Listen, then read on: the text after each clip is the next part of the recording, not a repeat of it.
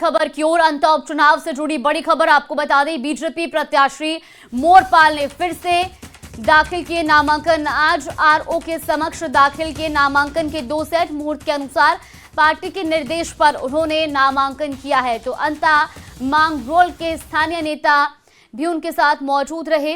ये तस्वीरें भी आपको दिखा रहे हैं। हमारे संवाददाता विपिन तिवारी हमारे साथ फोन लाइन पे जुड़ गए। विपिन, आज फिर से मोरपाल सुमन ने नामांकन दाखिल किया, इसके पीछे की कोई बड़ी वजह?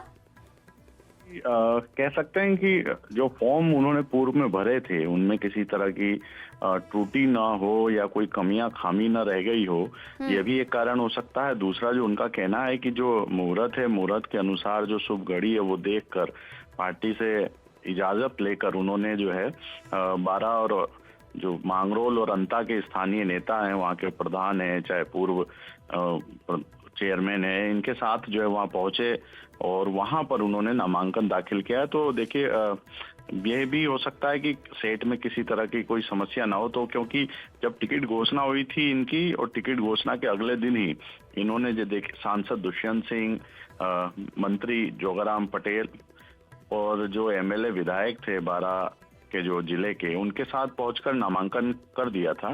जिस दिन टिकट मिला था उसके अगले दिन ही। लेकिन हो सकता है कि उनमें आनंद फानंद भरे गए फॉर्म में कुछ कमियां रह गई हो, इसलिए उन्होंने बीच की जो 2 दिन की छुट्टियां निकली, इसमें बड़े आराम से फॉर्म को दिखा के सलाह लेकर दोबारा से नामांकन किए हो, ताकि किसी तरह की गलती न रह जाए। क्योंकि एक बार पूर्व में जब ये जिला परिषद सदस्य का चुनाव लड़ने जा रहे थे तो इनके फॉर्म में गलती रह गई थी, जिसके कारण इनका जो है नामांकन खारिज हो गया था। इस तरह से हो सकता है कि इन्होंने जो है बड़ा सोच समझ के और दिखा के इस फॉर्म को आज जो अंतिम दिन है उस दिन 2 सेट और जमा कराए हैं।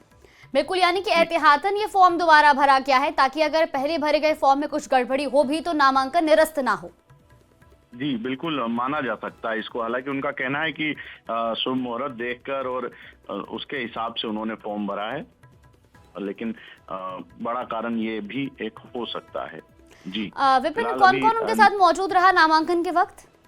जी देखिए, अंता के जो प्रधान हैं प्रखर कौशल, वो थे। पूर्व चेयरमैन पीयूष विजय जो मांगरोल के हैं, एक बड़े नेता है मांगरोल क्षेत्र के, वो थे। साथ ही एक अन्य समाजों के स्थानीय नेता थे, वो लोग भी उनके साथ मौजूद रहे। पूर्व उप जिला प्रमुख जो थे राजकुमार नागर, वो भी मौजूद रहे। तो ऐसे में जो जातीय समीकरण है, जो अलग अलग समाजों के प्रतिनिधि थे कह सकते हैं, वो लोग भी आज उनके साथ मौजूद थे। फिलहाल लेकिन बताना चाहूंगा कि अब इंतजार हो रहा है निर्दलीय प्रत्याशी के तौर पर 12 के पूर्व विधायक रामपाल मेघवाल का। वो कुछ देर बाद यहाँ रैली के रूप में अपने समर्थकों के साथ पहुंचेंगे। अच्छा विपिन, जब ये नामांकन दाखिल करने के लिए दोबारा पहुंचे थे मोरपाल सुमन, उस बीच कोई बातचीत हुई है? उन्होंने कोई रिएक्शन दिया हो? क्योंकि अब बीजेपी के पूर्व विधायक भी आज अपना नामांकन दाखिल कर सकते हैं, ऐसी चर्चाएं हैं, जानकारी है?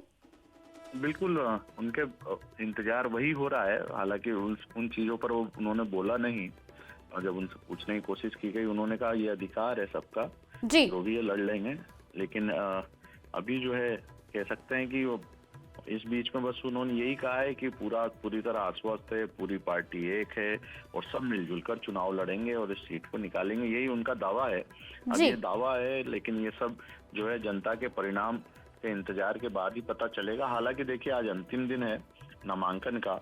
आज नामांकन के बाद 23 तारीख तक फार्मों की जो है जांच होगी, स्क्रूटनी होगी, उसके बाद कौन कौन वैलिड कैंडिडेट है, और फिर 27 तारीख तक जब है समय मिलेगा, जो नामांकन वापस लेने होंगे, चाहे निर्दलीय हो या कोई और भी हो, अगर कोई नाम लेना चाहता है तो 27 के बाद जो पूरी स्थिति है वो निकलकर सामने आएगी कि आखिर अंता के रण में कौन कौन मैदान में है। चलिए, बिल्कुल, बहुत शुक्रिया विपिन आपका जानकारी साझा करने के लिए। फिलहाल ये तस्वीरें आपको टीवी स्क्रीन पर दिखा रहे जब मोरपाल सुमन आज एक बार फिर नामांकन दाखिल करने के लिए पहुंचे थे।